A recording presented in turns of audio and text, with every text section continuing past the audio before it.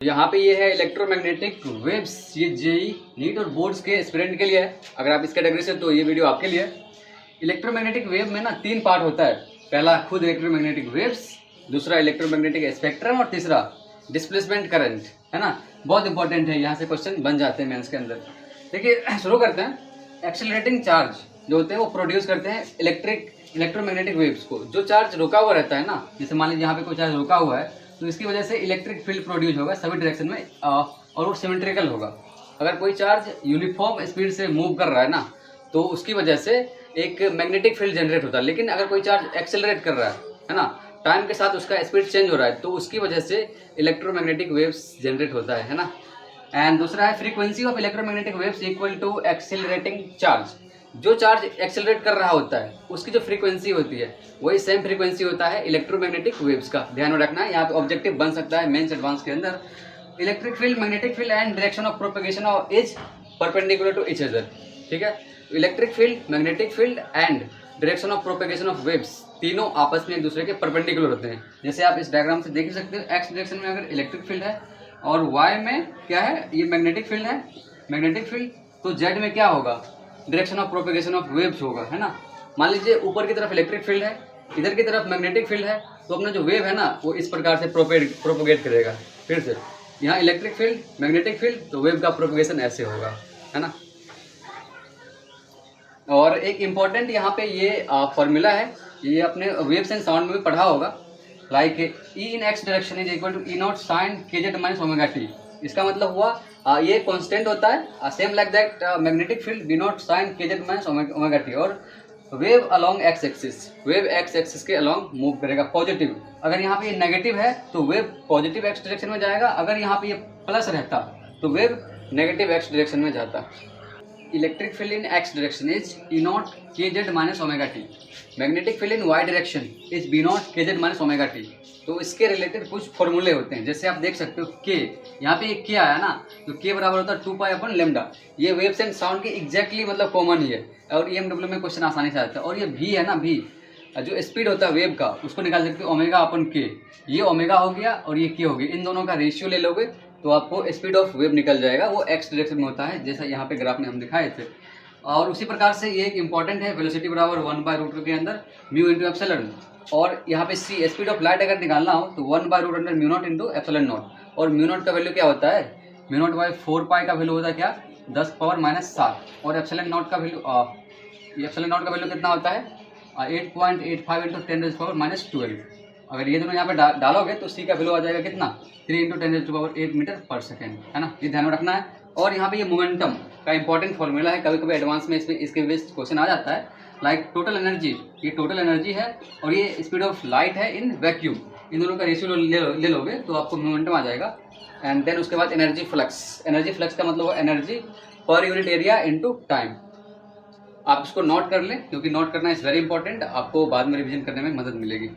चलिए अब अगले क्वेश्चन की तरफ बढ़ते हैं। और ये क्वेश्चन एग्जाम में आने का चांस है, ये अच्छा सा क्वेश्चन है EMW का। और पढ़ेंगे और जो भी गिवन है उसको लिखेंगे, देन उसके बाद प्रोसीड करते हैं। लाइट विड्रेन एनर्जी फ्लक्स 18, है ना। एनर्जी फ्लक्स को अपन ऐसे नोट करते हैं जो कि 18 है और ये वॉट पर सेंटीमीटर स्क्वायर में है, ठीक है। Falls on non reflecting surface eight normal incidence. मान लीजिए कोई नॉन रिफ्लेक्टिंग सर्फेस है तो यहाँ पे इस प्रकार से वो नॉर्मली इंसिडेंट कर रहा है, ठीक है। If surface as area, surface का एरिया गिवन है 20 सेंटीमीटर स्क्वायर, फाइंड मोमेंटम। तो अपने को मोमेंटम बताना है। मोमेंटम बराबर क्या होता है, टोटल एनर्जी अपॉन सी, ये होता है ना। अब आइए यहाँ पे क्या है, एनर्जी फ्लक्स है। एनर्जी फ्लक्स का क्या फॉर्मूला होता है, एस बराबर होता है energy per unit time. Energy मतलब क्या है, you per unit time per unit area. तो अपन यहाँ से यू निकाल लेते हैं। यू बराबर क्या होगा, S into area into time. और एस का वैल्यू कितना है, 18 है, सेंटीमीटर में है ना, वॉट पर सेंटीमीटर स्क्वायर है, इंटू एरिया कितना है 20 सेंटीमीटर स्क्वायर है। तो सेंटीमीटर स्क्वायर कट गया और टाइम लिख लेते हैं। अब 30 मिनट है तो इसको सेकेंड में बदल देते 30 इंटू 60, ठीक है। ये तीनों अपना आ गया। और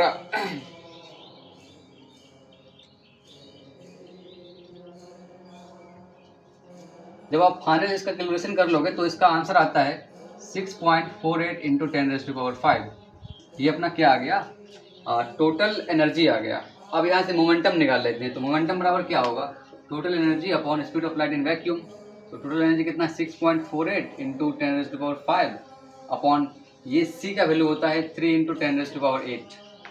चलिए कैलकुलेशन करके देखते हैं। 3 दूनी 6, 3 एकम 3, 3 छक्का 18 गुना 10⁻³ 2.16 इंटू 10⁻³ ये अपना मोमेंटम आ गया। मोमेंटम का ऐसा यूनिट क्या होता है? मीटर, सॉरी एम होता है ना, मोमेंटम P बराबर एम भी होता है ना, तो यहाँ पे kg मीटर पर सेकेंड है ना। चलिए अब आइए क्वेश्चन कर लेते हैं, क्योंकि जे एडवांस में क्वेश्चन भी आ सकता है और एक्चुअली नया नया चैप्टर ऐड हुआ है तो आसान क्वेश्चन ही आएंगे मेंस के लेवल के ही। तो ये बहुत आसान क्वेश्चन है, इसको करके देखते हैं। यहाँ पे फ्रीक्वेंसी है 25 मेगाहर्ट्ज और इलेक्ट्रिक फील्ड है 6.3। इलेक्ट्रिक फील्ड किधर है? वो जे डायरेक्शन में है, ठीक है, और फ्रीक्वेंसी गिवन है। तो अपने को बताना है मैग्नेटिक फील्ड क्या है, और ये भी बता दिया गया है वेव एक्स एक्सिस के लॉन्ग जा रहा है। तो आपको मैग्नेटिक फील्ड का डायरेक्शन पता लग गया, क्योंकि सारे परपेंडिकुलर होते हैं। अगर मान लीजिए इलेक्ट्रिक फील्ड इधर है और वेव इधर जा रहा है तो मैग्नेटिक फील्ड किधर होगा? ऑफकोर्स ऊपर की तरफ होगा, है ना। तो वही बताना है मैग्नेटिक फील्ड, है ना। तो मैग्नेटिक फील्ड का फॉर्मूला क्या होता है? B बराबर E/C। ये शायद हम आपको बताना भूल गए थे, अभी आप इसको ध्यान में रख लीजिएगा। ये फॉर्मूला होता है मैग्नेटिक फील्ड का। तो अपन रेशियो ले लेते हैं। इलेक्ट्रिक फील्ड 6.3 अपॉन 3 इंटू 10⁸ कर लो, तो यही अपना आंसर है। बहुत ईजी क्वेश्चन है, ये मेंस वगैरह में आ सकता है, लेकिन हम इस फॉर्मूला को ध्यान में रखने के लिए आपको ये क्वेश्चन बताएं। अगले क्वेश्चन में आते हैं। यहाँ पे B बराबर B0 sine kx plus omega t. यहाँ पे प्लस है ना, इसका मतलब वेव नेगेटिव एक्स डायरेक्शन में जा रहा होगा, ठीक है। अगर यहाँ पे माइनस रहता तो वेव पॉजिटिव एक्स डायरेक्शन में जाता। अपने को बताना है लेमडा, फ्रीक्वेंसी और इलेक्ट्रिक फील्ड का इक्वेशन एक्सप्रेशन, ठीक है। जो जो गिवन है हम लिख लेते हैं पहले। जैसे B0 का वैल्यू गिवन है कितना है? 2 गुना 10⁻⁷, और k का वैल्यू कितना है? 0.5 इंटू 10⁻³ एंड ओमेगा का वैल्यू कितना है? 1.5 इंटू 10⁻11। अब पूछ कर रहा है लेमडा, तो लेमडा कैसे बताएंगे? लेमडा बताने के लिए एक फॉर्मूला होता है 2π/λ, k का वैल्यू होता है ना। k बराबर क्या होता है? 2π/λ। तो k का वैल्यू यहाँ पे अपने को गिवन है और 2π का वैल्यू पता है, तो लेमडा का वैल्यू आ जाएगा आसानी से ना। लेमडा बराबर हो जाएगा 2π/k।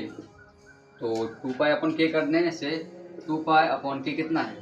k का वैल्यू हो गया 0.5 इंटू 10⁻³ ठीक है। तो यहाँ पे 4π इंटू 10⁻³ ये अपना आंसर हो गया। किसका वैल्यू?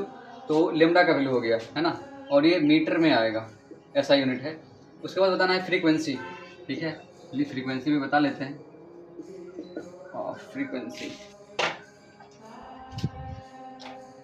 फ्रीक्वेंसी क्या होता है? फ्रीक्वेंसी होता है 2π/ओमेगा। ओमेगा का वैल्यू कितना है?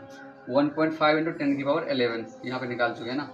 तो 2π/1.5 इंटू 10⁻11 ठीक है। तो यहाँ से आ गया कितना? 5 × 20, 5 × 15 गुना 10⁻11 बराबर 1.3 इंटू 10⁻11। और ये फ्रीक्वेंसी है तो ये हर्ट्ज में आ जाएगा, Hz इसका ऐसा यूनिट है। देन अपने को बताना इलेक्ट्रिक फील्ड का इक्वेशन। इलेक्ट्रिक फील्ड का इक्वेशन क्या होता है? E बराबर E0 sine kz minus omega T. तो यहाँ पे बेसिकली अपने को E0 बताना है, k बताना है, ओमेगा बताना है। k अपने को पता है, ओमेगा भी पता है, तो E0 बता देंगे तो अपना एक्सप्रेशन फाइनल आ जाएगा। और E0 का वैल्यू जो होता है वो होता है B0 into c. C is speed of light into in vacuum. तो B0 का वैल्यू कितना है? 2 गुना 10⁻⁷, 2 गुना 10⁻⁷। और speed of light in vacuum कितना होता है? 3 इंटू 10⁸ मीटर पर सेकेंड। तो E0 का वैल्यू अपना फाइनल आते हुए 3 दूनी 6 गुना 10, ये 10 आ जाएगा। 3 दूनी 6 गुना 10⁻⁻1 आ जाएगा, सॉरी +1, तो ये 60 आ गया, ठीक है। तो अपना इलेक्ट्रिक फील्ड का जो फाइनल इक्वेशन होगा, इलेक्ट्रिक फील्ड का डायरेक्शन क्या होगा? आई थिंक वेव जा रहा है इधर और ये वाई में जा रहा है, तो जेड में हो जाएगा क्या? ये इलेक्ट्रिक फील्ड का इक्वेशन that is equal to 60 sine kz minus omega t in k cap. और k और ओमेगा का वैल्यू आप यहाँ से इसको पुट कर सकते हो। आप इस सब को नोट कर लें। पहुँच गए हैं इलेक्ट्रोमैग्नेटिक स्पेक्ट्रम पे। Gamma rays, x rays, UV rays, VIBGYOR, infrared, microwave, radio wave, ये सारे हैं इलेक्ट्रोमैग्नेटिक स्पेक्ट्रम। अगर आप नीचे से ऊपर जाओगे ऐसे, तो उसकी जो लेमडा होगी ना, लेमडा वो डिक्रीज़ करेगी, यानी वेवलेंथ डिक्रीज़ करेगी।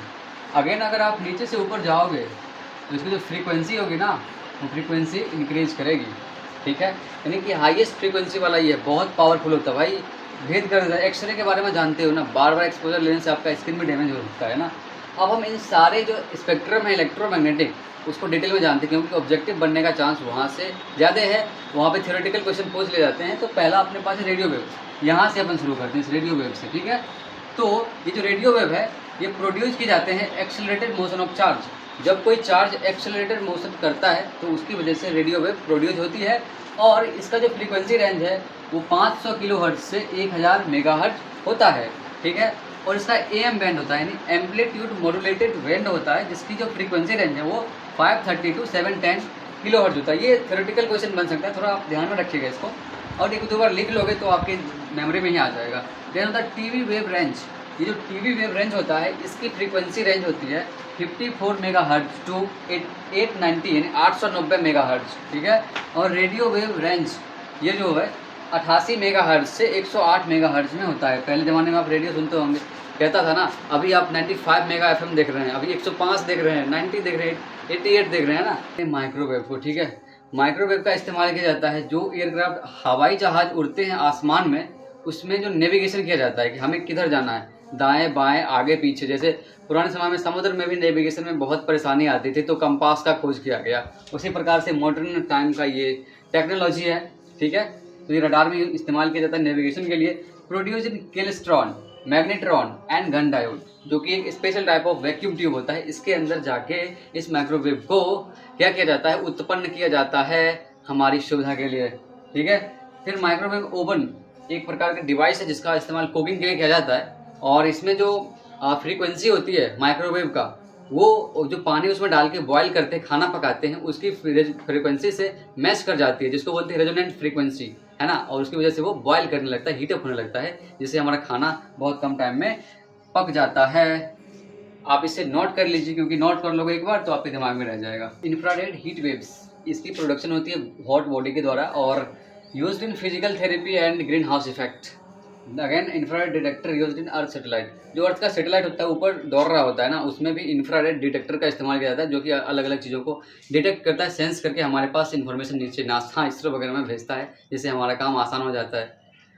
Then visible range VIBGYOR detected by human eye, एक मात्र ऐसा रेंज है, एक मात्र ऐसा कलर है जो कि हमारे आँख के द्वारा ही डिटेक्ट कर लिया जाता है, विबग्योर, है ना। Violet, indigo, blue, green, yellow, orange, red. इसका फ्रीक्वेंसी रेंज की बात करें तो 4 से लेकर 7 10⁻14 हर्ट्ज में होता है, और लेमडा 700 से 400 नैनोमीटर के बीच में होता है। UV rays produce by very very very hot bodies like sun, सूर्य के द्वारा हमारे धरती पे क्या भेजा जाता है, यूवी रेज, है ना। मोर एक्सपोजर प्रोड्यूस मोर मेलानिन, जिसकी वजह से स्किन का टैनिन हो जाता है। अगर बहुत ज़्यादा आपके स्किन पे यूवी का एक्सपोजर हो रहा है तो आपका स्किन सिकुड़ जाएगा और वो वहाँ पे पेन होने लगेगा, है ना। इसका एक्सपोजर बहुत खतरनाक होता है, जो कि ओजोन लेयर ऊपर में है, यहाँ से 50 किलोमीटर की दूरी पे, जो कि उसको फिल्टर करके हमारे धरती पे भेजती है, जिससे कि हमारा बचाव हो पाता है, हम स्वस्थ रह पाते हैं। देन ये जो ऑर्डिनरी ग्लास है ना, ये भी यूवी रेज को क्या करता है, एब्जॉर्ब कर लेता है, जिसकी वजह से आप अगर घर के अंदर हो, यूवी रेज आ रही है तो ग्लास बंद कर लोगे तो यूवी रेज आपके घर के अंदर नहीं प्रवेश करेगा, आपको कोई हानि नहीं पहुँचेगा। लेकिन CFCN फ्रियॉन्स, जो कि पोल्यूशन की वजह से जनरेट होता है इस धरती के ऊपर चला जाता है ना, गैस के फॉर्मेट में, जो कि ओजोन को में होल कर देता है ना, उसको मतलब एक्सपोज कर देता है, राइट। जिसकी वजह से यूवी रेज वहाँ पे छन नहीं पाता है, बहुत आ जाती है, एक ग्लोबल समस्या बन चुका है, इस पर काम चल रहा है। आप इसको नोट कर लें, इसका सारा नोट आपको टेलीग्राम पे मिल जाएगा, एग्जैक्टली हैंड रिटन नोट्स। आपको लिंक इसका डिस्क्रिप्शन में मिलेगा, वहाँ से जाके आप ज्वाइन कर लेना। चैप्टर लगभग एंड होने वाला है, 2 बच्चे में x rays and gamma rays, उसके बाद displacement current, then end of this syllabus this chapter. देखो एक्स रेज क्या होता है, produce by bombardment of high energy photon on high atomic mass elements और मेटल्स, यानी कि जो हाई एटॉमिक मास के एलिमेंट या मेटल्स होते हैं उस पर अगर इलेक्ट्रॉन को बहुत तेज़ी से मारोगे तो वहाँ से एक्सरे निकलेगा, ठीक है। और इसका इस्तेमाल किया जाता है डायग्नोस्टिक टूल में, लाइक आपके कहीं फ्रैक्चर हो गए हैं तो उसको देखने के लिए, बट ये हार्मफुल होता है टिश्यू के लिए, अगर ज़्यादा एक्सपोजर लेते हो इसका तो ये हार्मफुल हो सकता है। Then gamma rays, it is high frequency radiation produce in nuclear reaction and radioactive nuclei. Nuclear reaction और रेडियो एक्टिव न्यूक्लियाई में ये गामा रेज प्रोड्यूस होता है, इसका फ्रीक्वेंसी बहुत ज़्यादा होता है, बहुत खतरनाक होता है, इसका एक्सपोजर मतलब भाई दीवार को फाड़ के चला जाएगा, ठीक है ना। और एटॉमिक बम में भी इसका इस्तेमाल किया जाता है। Lorentz force QV cross B plus QE, ये हो गया मैग्नेटिक वाला पार्ट और ये हो गया इलेक्ट्रिक वाला पार्ट, यानी दोनों की वजह से जो फोर्स लगता है, इधर इलेक्ट्रिक इधर मैग्नेटिक, दोनों की वजह से जो फोर्स लगता है ना, उसको कहते हैं लोरेंज फोर्स। देखो यार बहुत मेहनत लगता है यहाँ पे लिखने में, इतनी देर बोलने में यार, आप लोग इसका समर्थन जरूर करना। और यहाँ पे लास्ट पार्ट है, यहाँ इसके बाद इलेक्ट्रोमैग्नेटिक वेव्स एंड हो जाएगा। आपको किसी प्रकार का समस्या है आप मुझे कमेंट में पूछ लेना, टेलीग्राम पे, इंस्टाग्राम पे कहीं भी पूछ सकते हो। आपको इसका handwritten notes Instagram Telegram के ऊपर मिलेगा, उसका लिंक डिस्क्रिप्शन में आप ज्वाइन कर ले। अभी current generated in varying electric flux area, उसकी वजह से जो करंट जनरेट होता है उसको बोलते हैं डिस्प्लेसमेंट करंट, और इसका फॉर्मूला ये होता है epsilon naught D phi by D t, है ना। उसके बाद आते हैं गॉस लॉ फॉर इलेक्ट्रिसिटी में, तो ई डॉट डी ए का जो क्लोज इंटीग्रल होता है वो होता है q inverse by epsilon naught. Then इसका जो मैग्नेट वाला पार्ट होता है वो जीरो हो जाता है, B dot D A. And E dot D L जो फैराडे लॉ कहते हैं minus D phi by D T, ये माइंड में आपने पढ़ा होगा। और इसके बाद Ampere Maxwell relation B dot D L बराबर mu naught I enclose plus epsilon naught D phi by D T, ये वेरी इंपॉर्टेंट है। और ये इलेक्ट्रोमैग्नेटिक वेव का एक इंपॉर्टेंट फार्मूला है, यहाँ से आपको एडवांस के अंदर क्वेश्चन देखने को मिल सकता है, इसलिए इसको अच्छे से प्रिपेयर कर लीजिए। बी डॉट डी एल बराबर mu naught I enclose plus epsilon naught D phi by D t, ठीक है, Ampere Maxwell relation. That's all for today. और ये सारा एंड होता है। आपको इतना अगर देख रहे हो, शायद बहुत कम बच्चे इतना देख पाएंगे मुझे पता है, अगर आप देख रहे हो तो ये आपके लिए अच्छी बात है। आप इसको लिख लेना, नोट कर लेना, बार बार रिवाइज करना, डेफिनेटली एग्जाम में आप बहुत अच्छा करके आओ। क्योंकि बहुत सारे स्टूडेंट को पता नहीं है कि ये सिलेबस में ऐड भी हुआ है कि नहीं। सबको लगता है मेंस में ही, एडवांस में नहीं है, बट इसी बार न्यू सिलेबस में ऐड हुआ है और आपके लिए प्लस पॉइंट हो सकता है। 4 नंबर लेके आओगे, समझते हो ना, कट ऑफ भी निकल जाता है। अगर आप SC ST OBC कैटेगरी से हो तो ये 2 क्वेश्चन बनाने से ही कट ऑफ निकल जाता है फिजिक्स के अंदर, है ना।